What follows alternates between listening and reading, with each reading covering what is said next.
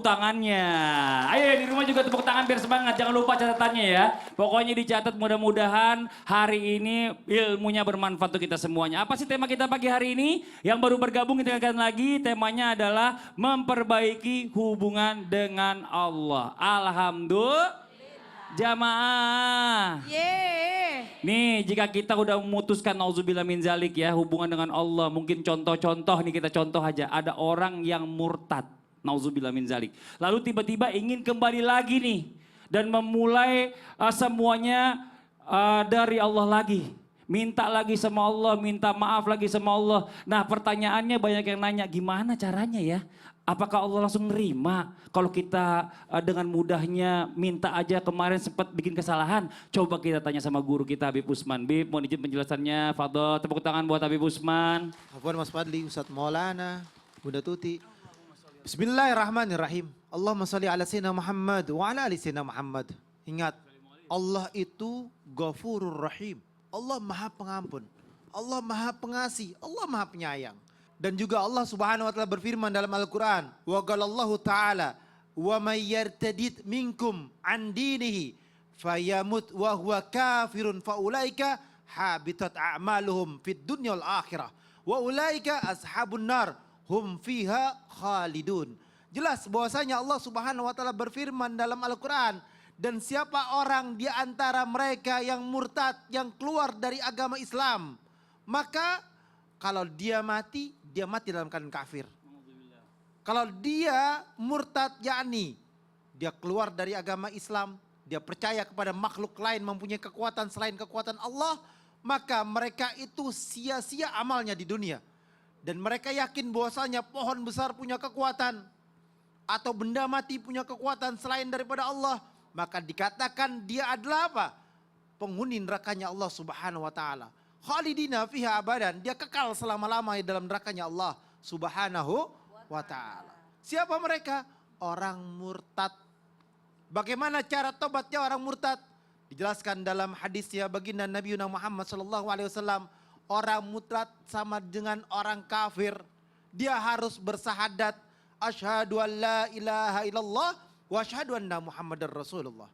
Aku bersaksi bahwasanya tiada Tuhan kecuali Allah dan Nabi Muhammad adalah utusan Allah. Dan dia menyentuh hatinya, pikirannya, jiwanya, bahwasanya dia menyesali daripada perbuatan yang kemarin. Dia minta ampunan kepada Allah dengan sebaik-baiknya ampunan. Dan diwajibkan dia untuk mandi dalam keadaan apa? Keadaan dulunya dia musyrik, dia murtad, atau dia keluar dari agama Islam, atau dalam keadaan kafir. Atau itu Nabi SAW pernah seseorang datang kepada Nabi Muhammad SAW, uridul Islam, dia ingin masuk ke dalam agama Islam. Fa'amarani an aktasila, maka aku diperintahkan oleh Nabi Muhammad SAW disuruh mandi. Bima'in wasidrin, disuruh mandi pakai air apa namanya, bidara atau apa namanya, daun bidara. Jadi kalau kita tuh misalkan gak ada daun bidara, ya pakai wangi-wangian lah, atau pakai apapun. Yang tujuannya adalah mensucikan badan kita, minta ampunan kepada Allah, mendekatkan diri kita kepada Allah. Kita mandi hadis besar, mandi hadas besar, untuk apa? Membersihkan yang kemarin-kemarin, yang sekarang. Allah melihat yang hari ini, Allah gak lihat yang kemarin. Insya Allah kita taubat, minta ampun kepada Allah, Allah ampunin kita. Dan berharap ampunan Allah dan ridhonya Allah Subhanahu wa ta'ala. Akdasila, dia mandi, dia niat, ya Allah aku mandi, semoga dengan mandi ini air jatuh kepala saya, ke badan saya, dosa saya semua turun, ya Allah. Taubatan nasuha, minta ampunan kepada Allah. Nah, inilah bentuk hamba Allah yang dimana dalam keadaan murtad atau kafir, dia masuk ke dalam agama Islam, dia bersahadat, dia mandi, dia minta ampunan kepada Allah, dia renungin diri dia. Di sujud terakhir dia minta kepada Allah, ya Allah, dulu perbuatan saya seperti ini. Jelasin, nangis, netesin air mata. Air mata kita nanti besok akan menjadi saksi bahwasanya kita sungguh-sungguh minta ampunan dan bertobat kepada Allah Subhanahu wa taala. Kita beristighfar, tasbih kita menjadi saksi besok. Ini adalah bukti kita bertobat, minta ampunan dengan sebaik-baiknya ampunan. Kalau sudah tobat, sudah minta ampunan, ayo sempurnakan ibadah kita. Apa yang dikerjakan? Salat 5 waktu dia tidak tinggal. Qobliyah ba'diyah dia tidak tinggal. Apalagi dia tidak tinggal, duha dia tidak tinggal. Sunnah-sunnah yang lainnya dia tidak tinggalkan. Karena sunnah itu adalah untuk menyempurnakan kewajiban kita. Masya Apabila Allah. kewajiban kita banyak salahnya, sholatnya, rukuknya, sujudnya, fatihah dan sebagainya, dengan sunnah itu menyempurnakan semua. Masya Allah. Jadi orang yang murtad kalau dia mau kembali lagi ke jalan Allah diterima. Diterima Tapi sama jangan Allah. buat mainan. Betul. Nauzubillah min zalik. Boleh duduk Bib, tepuk tangan buat Habib Usman. Masya Allah. Yuk buat jamaah Islam itu yang ada di rumah. Waktunya kita sekarang memberikan kesempatan buat jamaah yang ada di studio untuk bertanya langsung sama guru-guru kita. Tapi sebelumnya kita masuk dulu ke segmen Tanya Dong Ustadz. Kami semua Tanya dong Ustaz. Oke, yuk yang mau bertanya boleh silakan angkat tangannya. Ayo, yang deket dulu deh. Ini sebelah kanan nih, boleh izin Ibu, silakan. Bismillahirrahmanirrahim. Assalamualaikum warahmatullahi wabarakatuh. Waalaikumsalam warahmatullahi wabarakatuh. Perkenalkan, nama saya Narti Nurmila dari Jamaah Wanita Syarikat Islam Indonesia Kabupaten Sukabumi. Mau tanya dong Ustadz? Boleh Ibu. Saya mau bertanya ke Ustadz Maulana. Boleh. Nah, Iya. oke, silakan Ibu, pertanyaannya apa Bu? Benarkah untuk memperbaiki hubungan kita dengan Allah, salah satunya dengan sholat? Tapi kenapa ya masih banyak yang belum bisa khusyuk dalam melaksanakan sholatnya? Terima kasih Ustadz. Ibu, Mohon Ibu, penjelasan. ya, mau namanya Ibu siapa tadi? Ibu Narti Nurmila. Dipanggilannya? Ibu Narti aja. Ibu Narti aja, panggilannya Ibu Narti aja. Baik, Ibu Iya. Narti aja. Iya, Ibu Narti aja. Makasih banyak Ibu. Ibu Narti aja, ya. Iya, makasih Ibu banyak. Narti. Bu boleh balikin mic-nya? Udah itu aja? Ya udah. Berarti Iya makasih. Berarti- Tepuk tangan buat Ibu Narti aja. Berarti nama bapaknya aja. Iya aja, silakan. Lupa lagi tongkat. Iya Allah, tak kepleset. Jamaah, Yeay. izin Habib dan Bunda. Kalau berbicara tentang memperbaiki hubungan kita kepada Allah lewat salat, tapi kenapa ada yang susah khusyuk? Karena belum memaknai salatnya. Salat itu adalah doa, kumpulan doa-doa yang diawali dengan takbir dan diakhiri dengan salam dengan syarat dan ruku tertentu. Berarti kumpulan doa. Doa itu ada 3 macam. Doa bentuk ucapan, doa bentuk perbuatan, dan doa bentuk isyarat. Dan 3-tiganya ada dalam salat. Dan salat adalah ibadah paling luar biasa. Karena kalau mau berdialog dengan Allah, maka berdialoglah lewat salat. Iya. Ista'inu bis sabri was salat. Minta tolong kepada Allah lewat salat dan sabar. Ketahuilah, salat itu kita yang butuh. Maka nikmati salatnya. Bukan hanya sekedar menggugurkan kewajiban atau sekedar butuh, tapi justru kita menikmati salat. Allahu Akbar. Weh, enak. Dinikmati salatnya. Jangan salatnya main-main.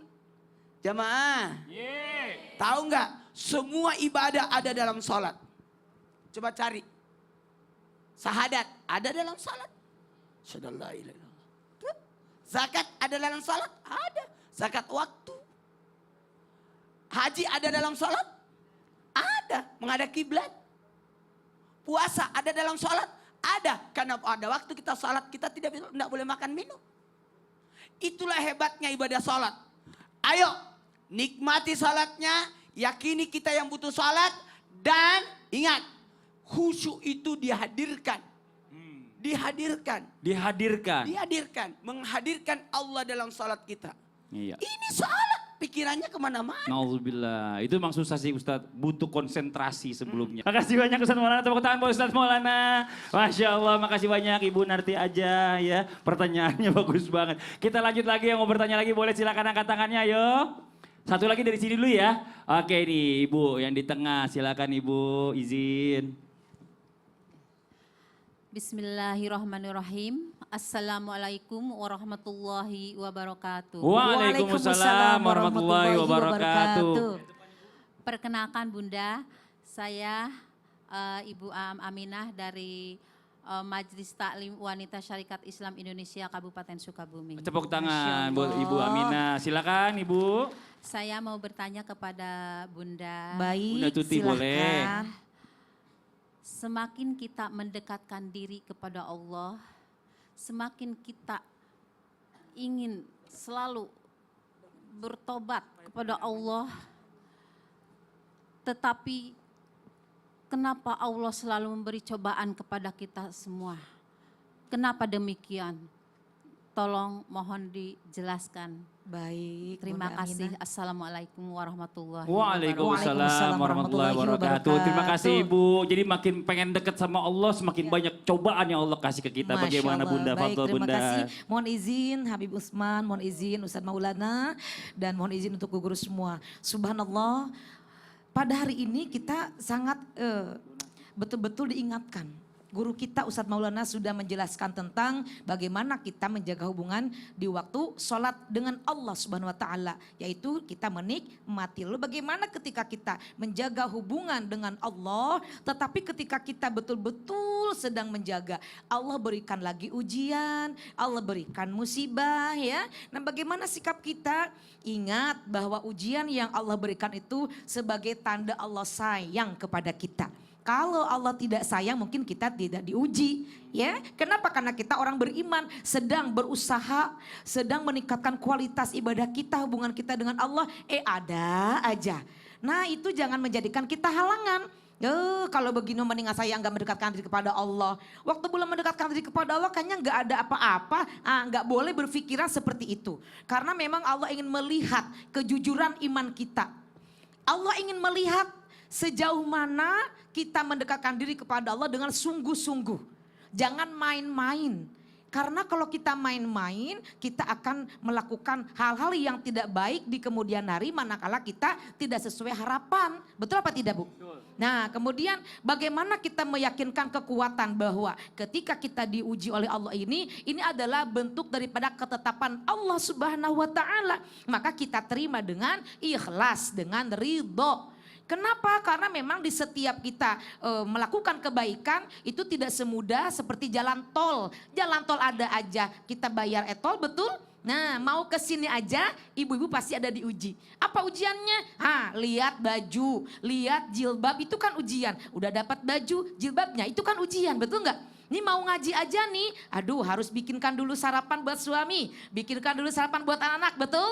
Baru kita bisa mengaji untuk meraih kebahagiaan, untuk meraih derajat yang tinggi keimanan kita di hadapan Allah, di mata Allah, pasti Allah akan berikan ujian. Tapi, nah kita jangan sampai melupakan bahwa itu bentuk kasih sayang yang Allah berikan untuk kita. Bahagia kalau kita bisa melewati ujian-ujian manakala kita sedang mendekatkan diri kepada Allah Subhanahu Wa Taala. Jangan berpaling dari Allah. Karena Allah ingin terus kita itu dekat kepada Allah. Kenapa? Karena Allah sangat cinta kepada hambanya yang selalu merapat kepada Allah. Segeralah kita betul-betul dalam hati itu niatkan, tekadkan, ya Allah saya ingin mendekatkan diri kepada Allah.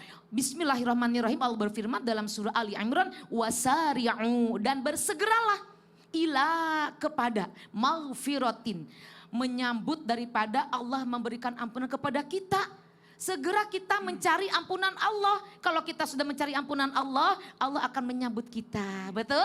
Tapi sambutannya Allah kalau ada ujian-ujian, nah itu adalah bentuk daripada cinta kasih sayang Allah. Dan kejarlah, segeralah kita mencari surganya Allah, wa jannatin. Itu surga seluas langit dan bumi. Arduhas samawati wal ardh, diperuntukkan untuk siapa surga itu? Wa'iddat lil muttaqin. Itulah orang bertakwa itu pasti ujiannya banyak. Masya Allah. Ya. Makasih Iya. banyak Bunda. Sama-sama. Tepuk tangan buat Bunda Tuti. Nah nih Ustadz Maulana izin. Saya pernah dengar katanya juga salah satu pengen memperbaiki hubungan kita sama Allah, mempererat hubungan kita sama Allah dengan berdonasi, bisa? Dengan berdonasi, karena donasi yang tepat sasaran. Oh gitu. Seperti yang dilakukan oleh CT Arsa Foundation. Yang Masya Allah Tabarakallah kita ucapkan banyak terima kasih. Karena CT Arsa Foundation terus berupaya untuk memutus mata rantai kemiskinan. Dengan apa? Melalui dua cara, pendidikan yang berkualitas dan kesehatan yang optimal. Masya Allah. Maka kami mengajak kepada seluruh yang peduli, siapapun yang peduli dan ingin turut berkontribusi meringankan beban mereka dengan cara sedekah yang terbaik. Dengan cara ada dua cara. Apa tuh? Doa Doa. dengan sedekah. Oh Masya Ada Allah. caranya. Caranya gimana? Dimudahkan nih di sini. Oh. Ada namanya Kris. ya, Kiris. Kiris. Iya Kiris. Kiris. CT Ya, Arsa CT Foundation yang ada di bawah sini Ayo, ya. Satu, Ah. sini. 1, 2, 3. Ya. Dipoto Iya. foto aja dulu. Nanti tinggal dibuka Ya, linknya yang ketulis ya. itu ya. Oke, nanti kita lanjut lagi buat jamaah Islam itu yang ada di rumah ya tentang bagaimana caranya memperbaiki hubungan kita dengan Allah. Yang di rumah jangan pindah channel dulu, tetap di Islam itu indah. Jamaah. Oh jamaah. Alhamdulillah. Lillah.